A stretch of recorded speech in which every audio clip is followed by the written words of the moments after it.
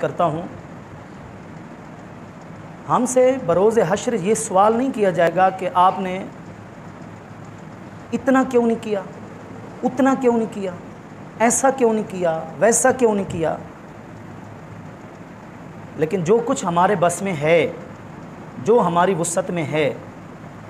اس کے بارے میں سوال ضرور ہوگا کہ آپ اگر اتنا کر سکتے تھے تو اتنا کیوں نہیں کیا۔ تو ہمارے بس میں جتنا ہے، ہم جو کچھ کر سکتے ہیں، جس زاویے سے کر سکتے ہیں، جس جہت سے کر سکتے ہیں، جس سطح پر کر سکتے ہیں،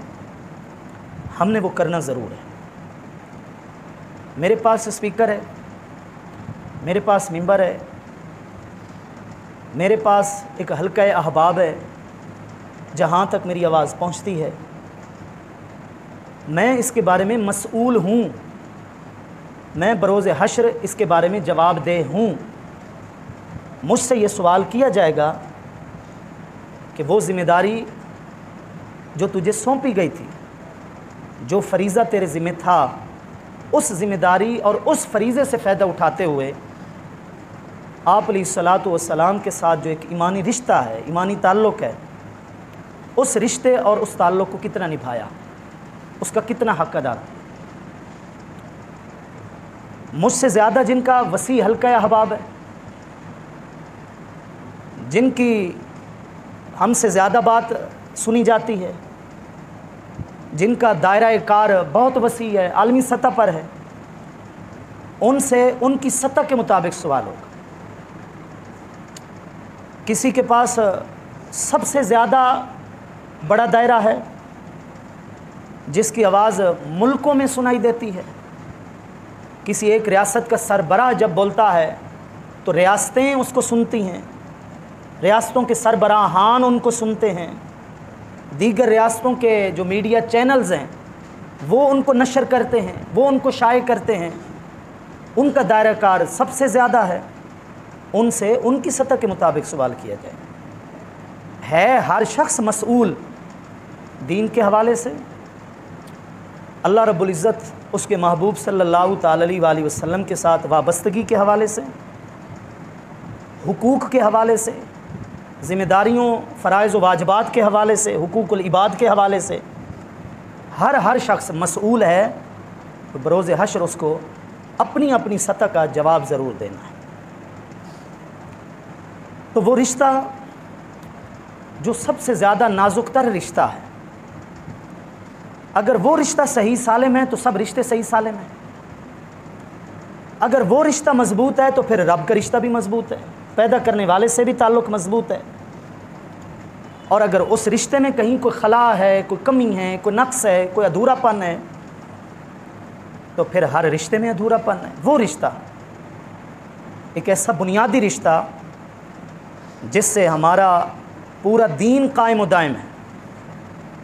دینی شعائر قائم و دائم ہے، دینی روایات قائم و دائم ہے، ایمانی بھرم قائم و دائم ہے۔ وہ رشتہ رسالت مآب صلی اللہ تعالی علیہ وآلہ وسلم کا رشتہ ہے، وہ رشتہ حضرت رحمت للعالمین صلی اللہ تعالی علیہ وآلہ وسلم کا رشتہ ہے۔ اس رشتے کی حساسیت اور نزاکت ایسے واقعات کی محتاج نہیں ہے کہ یہ واقعات رونما ہوں، یہ واقعات کسی نہ کسی ملک سے پیش آئیں، سامنے آئیں تو وہ رشتہ جاگ اٹھے اور اس کی حساسیت سے ہم آگاہ ہو جائیں اور سیریس ہو جائیں، سنجیدہ ہو جائیں۔ نہیں، آپ علیہ الصلاۃ والسلام کے ساتھ جو ہمارا رشتہ ہے وہ ان واقعات سے ماورا ہو کر رشتہ ہے، جس کے لیے ہم ہر لمحہ، ہر گھڑی، ہر ساتھ، ہر وقت، جس حال میں بھی ہوں، خوشحالی کا حال ہے، تنگ دستی کا حال ہے، مضبوط ہیں معاشی طور پر، کمزور ہیں، جس حال میں بھی ہیں، لیکن اس رشتے میں کمزوری گوارا نہیں۔ اللہ کی بارگاہ میں اس پر کوئی رعایت نہیں ہے، اس پر کوئی سمجھوتا نہیں۔ یہ نغمہ فصل گل و لالہ کا نہیں پابند، بہار ہو کہ خزاں لا الہ الا اللہ۔ ہمارا جو دین سے رشتہ ہے، کلمہ طیبہ سے رشتہ ہے، عقیدہ توحید، عقیدہ رسالت کا جو ہم نے دم بھرا ہے، وہ فصل گل و لالہ کا نہیں ہے پابند کہ موسم دیکھیں گے، حالات دیکھیں گے، بہار ہو کے خزاں، موسم چاہے بہار ہے، موسم چاہے خزاں ہے، لا الہ الا اللہ، یہ تو رشتہ قائم و دائم ہے۔ تو آپ علیہ الصلاۃ والسلام کے ساتھ جو ہمارا تعلق ہے، جو دیرینہ تعلق ہے، جو گہرا تعلق ہے، جو دل و جان سے زیادہ تعلق ہے، جو روح سے زیادہ تعلق ہے، جو ہر رشتے سے، ہر تعلق سے زیادہ پیارا رشتہ اور تعلق ہے، وہ ان حالات کی وجہ سے نہیں ہے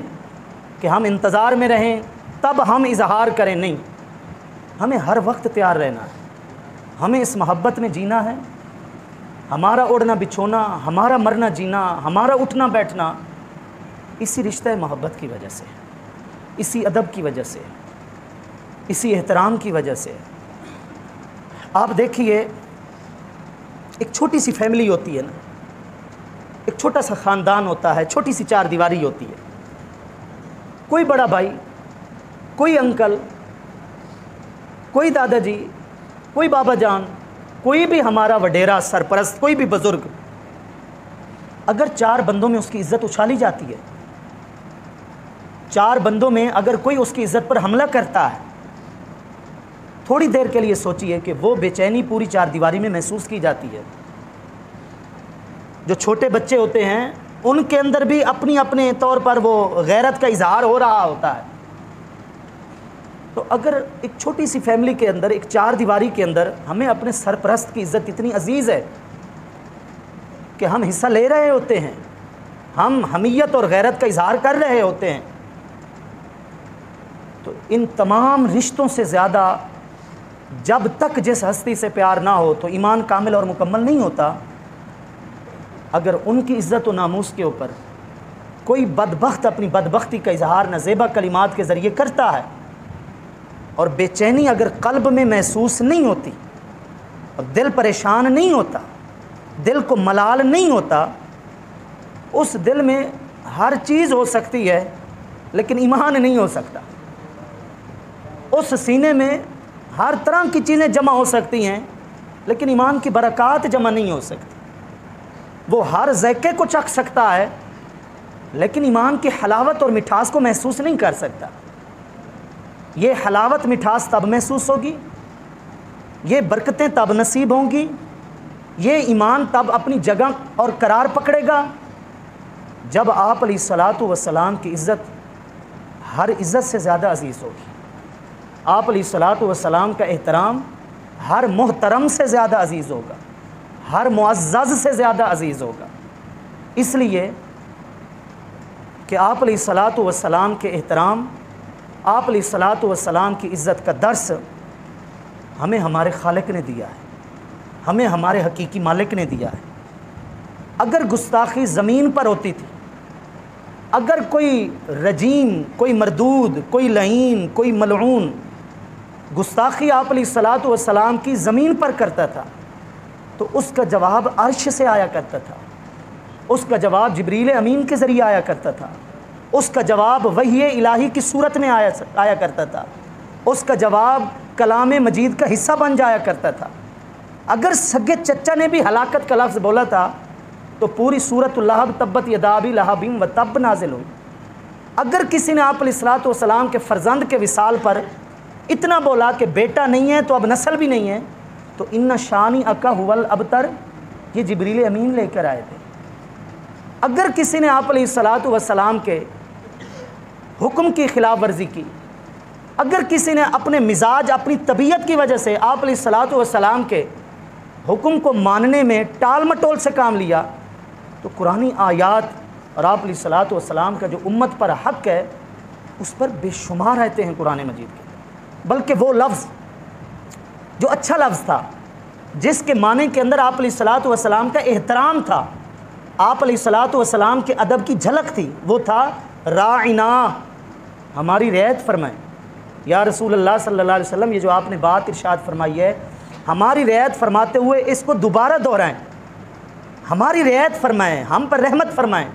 ہم پر عنایت فرمائیں۔ بڑا قابل احترام لفظ تھا، لیکن اس لفظ کو بھی اگر ان لوگوں نے موڑا اور ہیرا پھیری کی اس لفظ کے اندر، اور عین کے بعد صرف ایک حرف یا کا اضافہ کر کے رعایت والے الفاظ کو चराने के माने में लेकर गए, और दरअसल उन्होंने अपने दिल के मैल को बाहर निकाला, गुस्ताखी को बाहर निकाला। अल्लाह रब्बुल इज़्ज़त ने इस लफ्ज़ को बोलने से ही मना फरमा दिया कि तुमने अब मेरे हबीब के लिए वो लफ्ज़ ही नहीं बोलना जिस लफ्ज़ को हल्का सा मोड़ कर गुस्ताखी कर रहा है, तुमने उस लफ्ज़ को छोड़ देना है। उसका मुतबादिल लफ्ज़ उन्जुरना, हम पर नज़र करम फरमाइए, ये लफ्ज़ बोल देना। ये तो कुरान है, क़यामत तक के लिए जो राह हिदायत है, किताब हिदायत है। कुरान मजीद का उसलूब बता रहा है, जैसे हम अपने छोटे छोटे मामलात में जहाँ रियायत मुमकिन भी होती है ना, जहाँ गुंजाइश होती भी है ना, तो हम no concession in this matter का एक बोर्ड लगा देते हैं ना, जनाब इस मामले में कोई रियायत नहीं है। कुरान का उसलूब हमें बता रहा है कि हर मामले में रियायत हो सकती है, लेकिन मेरे महबूब की इज़्ज़त व नामूस के मसले में कोई रियायत नहीं। चाहे वो ख़ानदानी रिश्ता था, चाहे वो अकरीबात है, चाहे वो करीबी रिश्ते थे, चाहे सालों की जमा पूंजी थी, खून पसीने की कमाई थी, लेकिन वाज़ेह दस्तूर कुरान मजीद के अंदर मिलते हैं कि अगर मेरे नबी से ज़्यादा तुम्हें ये चीज़ें प्यारी हैं तो फिर मेरे अज़ाब का इंतज़ार करो, मेरे गज़ब का इंतज़ार करो। ये हमें तालीम दी गई। इस्लाम अपने मानने वालों को यूँ तैयार करता है कि वो रहम दिल भी हों, संग दिल ना हों, नरम दिल हों, सख्त मिजाज ना हों, बाअखलाक हों। लेकिन वही इस्लाम अपने मानने वालों की ये भी तरबियत फरमाता है कि ये रहम दिली, ये नरम मिजाजी कहीं ऐसी ना तुम्हारे ऊपर हावी हो जाए कि आप अलैहिस्सलातु वस्सलाम की इज़्ज़त की बात आए तो तुम नरम मिजाजी से फ़ायदा उठाते हुए एक बोल ना बोलो, एक लफ्ज़ ना बोलो, अपनी उस गैरत का इजहार ना करो जिसका इजहार करना तुम पर फ़र्ज़ है, जिसका इजहार करना तुम पर हक़ है। बल्कि मैंने जैसे शुरू में अर्ज़ की कि हर शख्स से उसकी सतह के मुताबिक, जैसे दीगर हुकूक़ के बारे में सवाल होगा, दीगर फ़राइज़ वाजिबात के बारे में सवाल होगा, ऐसे ही उस शख्स से आप अलैहिस्सलातु वस्सलाम के हुकूक़ के बारे में बतरीक़े औला सवाल होगा। इसके बारे में हमारी तैयारी ज़्यादा होना चाहिए। तो ये सिलसिले चलते रहे हैं, चल रहे हैं, और अंदर का जो बुग़्ज़ है ना, जो इस्लाम की दुश्मनी पाल रहा है, उसका जो बुग़्ज़ है, उससे और कुछ नहीं हो सकता। उसको पता है कि अगर कोई चीज़ है इश्तियाल दिलाने वाली जिससे मुसलमानों की रग फड़कती है, उसे भी पता है कि मैंने अगर अपने दिल का, नापाक दिल का बोझ हल्का करना है, अगर मैंने अपने सीने का बोझ हल्का करना है, अगर मैंने कोई अंदर का जो एक नापाक मवाद है उसको निकालना है, तो उसे भी पता है कि मेरे पास एक ही हथियार है, एक ही तरीका है कि मैं मुसलमानों के नबी की इज़्ज़त के बारे में कोई बात कर दूँ। इसलिए हमने जब से होश संभाला है ना, दौरे तालिब इल्मी से, बचपन से जो पहले की बातें याद रह जाती हैं, ये वक्तन फ़वक्तन हर कुछ अरसे के बाद ये पूरी एक मनसूबाबंदी के तहत, पूरी एक प्लानिंग के साथ आप अलैहिस्सलातु वस्सलाम की इज़्ज़त व नामूस पर हमले हो रहे हैं। और इस मौके पर एक चीज़ और जो देखने में आती है वो वही है जो आप अलैहिस्सलातु वस्सलाम ने अपनी ज़बान मुबारक से अपने ज़ाहरी दौरे हयात मुबारक के अंदर फरमा दिया था, अल कुफ्र मिल्लतुन वाहिदा, कि वैसे ये लोग अपने अपने दायरे में बिखरे हुए होंगे, लेकिन जब तुम्हारे ख़िलाफ़ होंगे तो सब एक हो जाएंगे। और ये चीज़ हमारे सामने है। जैसे कुरान ने फरमाया कि बादहुम औलिया बाद, ये बाज़ के दोस्त हैं, तो तुम्हारे हवाले से ये दोस्त हैं, तुम्हारे ख़िलाफ़ ये दोस्त हैं, आपस में दुश्मन है, रूस है, अमेरिका है, चीन है, बला की टक्कर चल रही है। जो हजरात वाबस्ता रहते हैं मुल्की हालात से उनको पता है आलमी हालात से, लेकिन ये बात याद रखिए, ये इस्लाम के ख़िलाफ़ सारे एक हैं। वो चीज़ जो मुसलमानों को नुकसान पहुँचाए, उस हवाले से ये सारे एक हैं। अगर कहीं पर कोई दोस्ती का दम भरा भी जाता है, कोई बयानात आते भी हैं, कोई मुल्की दौरों के अंदर एक खुशगवार ताल्लुकात के अल्फाज सुनने को मिलते भी हैं, उसमें मुल्की मफादात वाबस्ता होते हैं, उसमें सियासी मफादात वाबस्ता होते हैं, उसमें बाहर वाले मुल्क से हमारे मुल्क में आने वाले और हमारे मुल्क से बाहर किसी और मुल्क में जाने वाले की ایک سیاسی مجبوری ہوتی ہے کہ اس نے یہ بات بولنی ہوتی ہے، ورنہ حقیقت وہ ہے جس کو قرآن نے بیان کر دیا، حق وہ ہے جس کو میرے آقا نے بیان کر دیا، اور قرآن نے واضح طور پر ایک دستور بتا دیا، حتیٰ تتبع ملتہم، تم ان کی ملت کے پیروکار بن جاؤ تو تم سے راضی ہو جائیں گے، اور اگر تم نے ان کی ملت کو قبول نہیں کیا تو یہ کبھی بھی راضی نہیں ہو سکتے۔ ہم دنیا بھر کے تمام حقائق کو رد کر سکتے ہیں، ہم قرآن مجید کی بتائی ہوئی اس حقیقت کو پشت نہیں کر سکتے۔ ہمارے تمام تجربات جھوٹے ثابت ہو سکتے ہیں، لیکن قرآن مجید نے جو اس حقانیت کو اپنے الفاظ میں بیان کیا ہے، ہمارا اس کے اوپر ایمان ہے، ہمارا اس کے اوپر یقین ہے، کیونکہ فطرت کا خالق اللہ ہے، انسانوں کو پیدا اللہ تعالیٰ نے کیا ہے،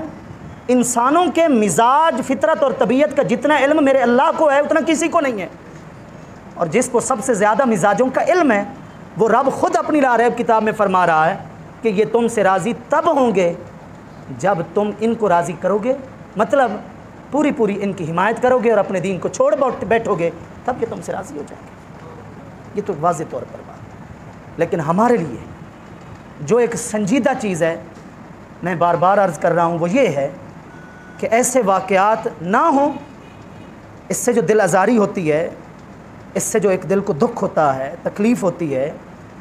وہ ہر ایک کی اپنی ایک جو محبت کا معاملہ ہے نا، کوئی کامل کوئی ادھورا، اس کے مطابق ہی اس کو دل آزاری ہوتی ہے۔ آپ علیہ الصلاۃ والسلام کی یاد میں جو جتنا زیادہ جیتا ہے نا، اور جس کے لیے متاع جان، سرمایہ حیات، سرمایہ دو جہاں، سرمایہ دنیا و آخرت، جس کے لیے سب کچھ میرے آقا کی ذات ہے نا، اس کو تکلیف بھی سب سے زیادہ ہوتی ہے۔ اور میں اس بارے میں جو ایک زمینی حقائق ہے نا، اس کو بھی شامل رکھنا چاہتا ہوں کہ ضروری نہیں کہ اس کی حمایت سارے وہ لوگ کر رہے ہوں جو بھلے ان کے ملک سے وابستہ ہیں، کیونکہ آپ علیہ الصلاۃ والسلام کی جو ذات اقدس ہے نا، عربی میں کہتے ہیں الفضل ما شہدت بلادا، یہ فضیلت ہی ہوتی ہے کہ نہ ماننے والا بھی حقیقت کو تسلیم کر جاتا ہے۔ یہ اس شخص کی فضیلت ہے کہ نہ ماننے والا اس کی حقانیت کو اگر تسلیم کر لیتا ہے، دشمن ہو کر فضیلت کو مان لیتا ہے، یہ سب سے بڑی فضیلت ہوتی ہے۔ بے شمار ایسے غیر مسلم ہیں، اس میں عیسائی بھی ہیں، اس میں سکھ بھی ہیں، اور اس میں ہندو بھی ہیں، جنہوں نے اپنا دین، دھرم، مذہب چھوڑا نہیں ہے، لیکن انہوں نے آپ علیہ الصلاۃ والسلام کی شان کو بیان ضرور کیا ہے۔ چاہے وہ پنڈت ہری چند اختر ہو، چاہے وہ گوپی ناتھ ہو، چاہے وہ شیش چندر ہو، چاہے وہ کنور مہندر سنگھ ہو، چاہے وہ فراق ہو، 300 سے زائد میں نے ایسے شعراء کے نام پڑھے ہیں جو ہیں غیر مسلم، لیکن انہوں نے کلام میرے آقا کی تعریف کے اندر لکھے ہیں۔ اب ہری چند اختر بھلے ہندو ہے، لیکن وہ کہہ رہا ہے کہ کس نے ذروں کو اٹھایا صحرا کر دیا، کس نے قطروں کو ملایا دریا کر دیا، کس کی حکمت نے یتیموں کو کیا در یتیم اور بندوں کو زمانے بھر کا مولا کر دیا۔ اس نے سرکار کی تعریف میں لکھا ہے۔ چاہے وہ 18ویں صدی کا تھامس کارلائل ہو، چاہے وہ 20ویں صدی کا مائیکل ہارٹ ہو جو عیسائی ہو کر بھی 100 عظیم لوگوں کے اوپر ایک ایسی کتاب لکھتا ہے۔ میرے پاس وہ انگریزی میں بھی کتاب موجود ہے، اردو میں اس کا ترجمہ ٹرانسلیشن بھی میرے پاس موجود ہے۔ انگریزی کے اندر اپنی بیوی کے ساتھ مل کر سرچ کرتا ہے اور 100 آدمی جمع کرتا ہے، جس نے معاشرے کے اندر اور دنیا کے اندر نہ صرف نام کمایا بلکہ اثرات ڈالے ہیں،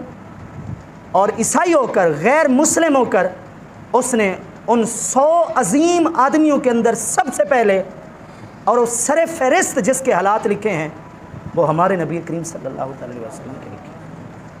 اور اس نے سب سے پہلے حالات بیان کر کے اس کے اندر یہ تک لکھا ہے کہ لوگوں کے افکار تھے لیکن وقت کے ساتھ ساتھ وہ بسیدہ ہو گئے، لوگوں کی تبلیغ تھی معاشرے کے اندر لیکن وقت کے ساتھ ساتھ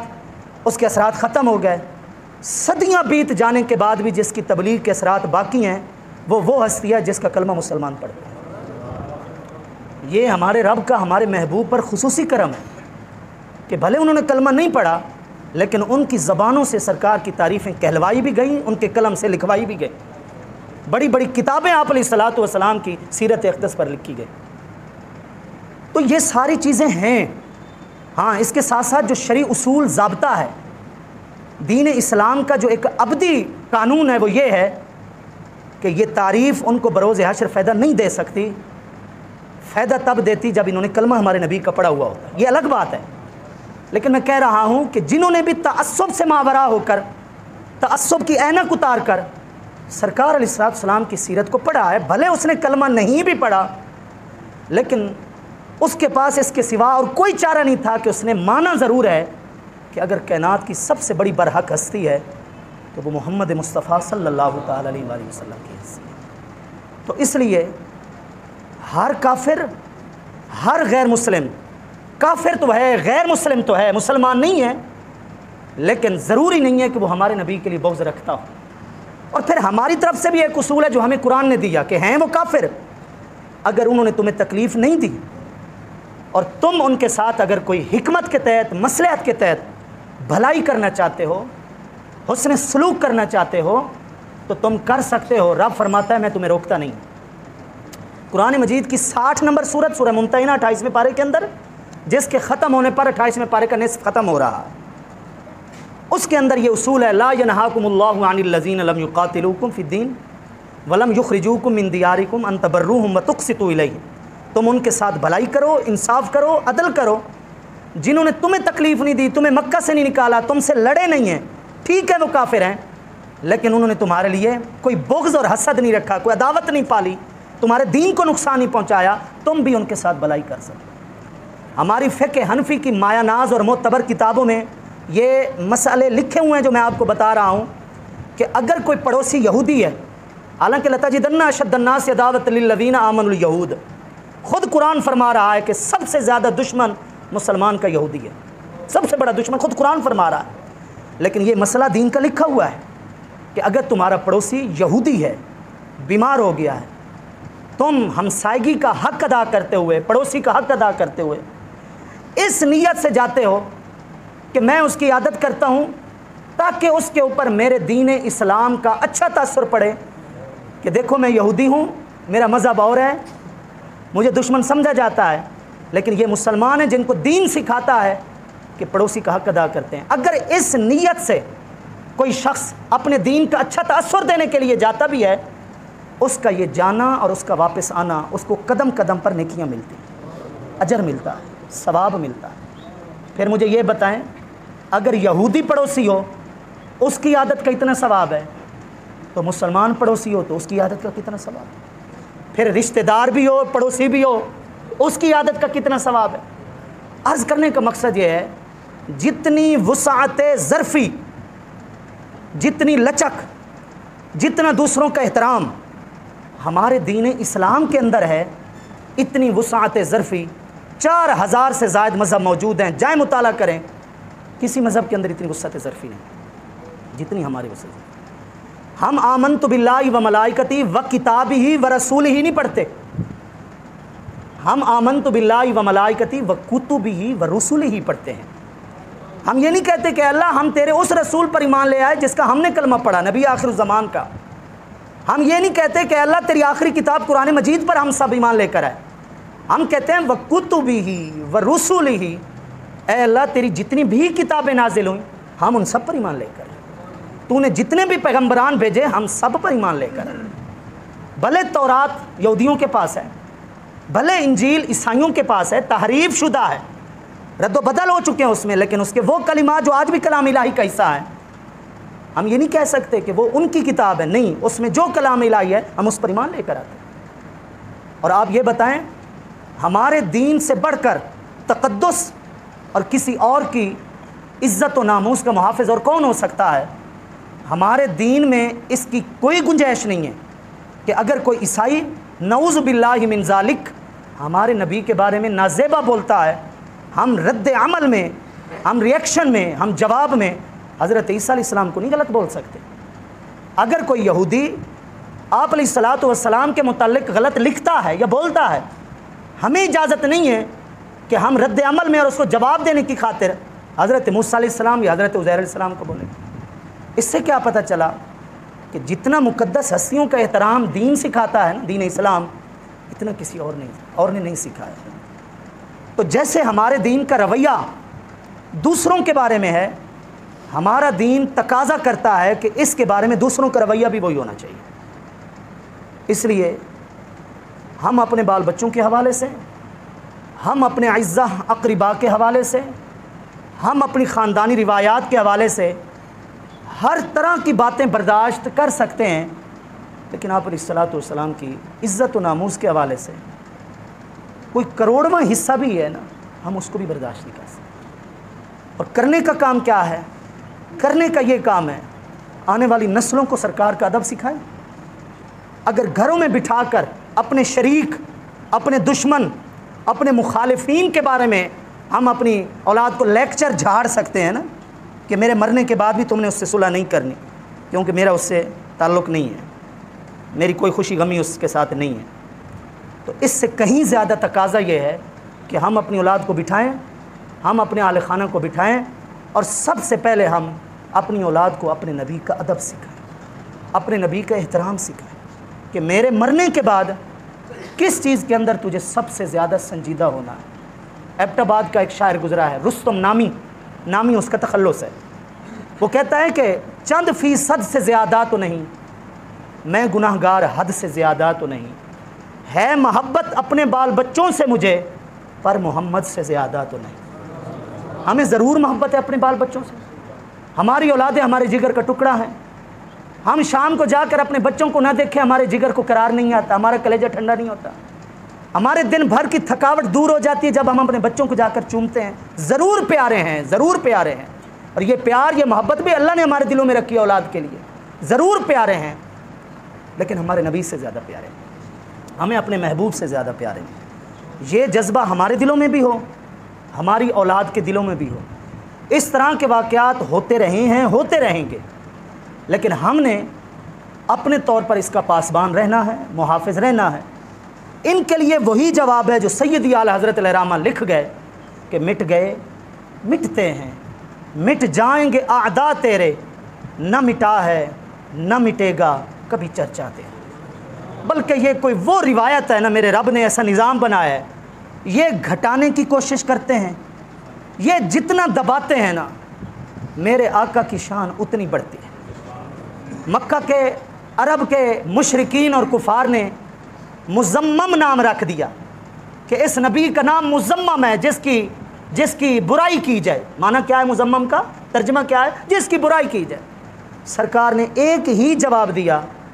کہ پتہ نہیں یہ کس کو مزمم کہتے ہیں، میرا نام تو محمد ہے، کسی اور کو کہتے ہوں گے، میں محمد ہوں، قیامت تک میں محمد ہی رہوں۔ سرکار محمد ہیں جن کی الذی یحمد حمدن بعد حمد، مرتن بعد مرہ، کرتن بعد کرہ، ہر لمحے کے بعد، ہر گھڑی کے بعد جن کی شان میں اضافہ ہی ہو رہا ہے، جن کی شان بڑھ رہی ہے۔ لیکن ہم سرکار کی شان اگر بڑھائیں گے تو ہمارا یقین ہے ہماری اپنی عزت بڑھے گی۔ ہم اللہ کی بارگاہ میں سرخرو تب ہوں گے جب ہم سرکار کی عزت کو بڑھانے والوں میں شمار ہوں گے۔ اس لیے جو بھی طور طریقہ ہے اس جذبے کے اظہار کا، احتجاج کی صورت میں، اپنے بچوں کو سکھانے کی صورت میں، چار دوستوں میں بیٹھے ہیں آپ سرکار کی عزت کی بات ضرور کریں،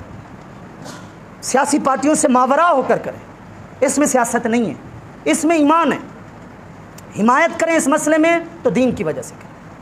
مخالفت کریں اس مسئلے میں تو اپنے دین کی وجہ سے کریں، ہر مفاد سے ماورا ہو کر آپ علیہ الصلوۃ والسلام کے ساتھ مخلصانہ ہمارا تعلق ہونا چاہیے۔